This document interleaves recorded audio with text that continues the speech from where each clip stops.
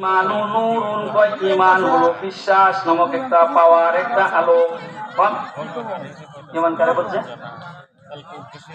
বিশ্বাস নামক একটা পাওয়ার একটা আলো, আলো লাইট।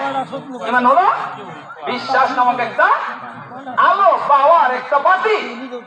এটা কোথায় থাকে? কফি কলবিল মুমিন, এটা হইলো মুমিনের অন্তরের ভিতরে থাকে। এটার বাড়ি হইলো মুমিনের অন্তর। ইমানের বাড়ি বলে ইমান কি? ইমান বিশ্বাস নামক একটা আলো। এটা কোথায় থাকে?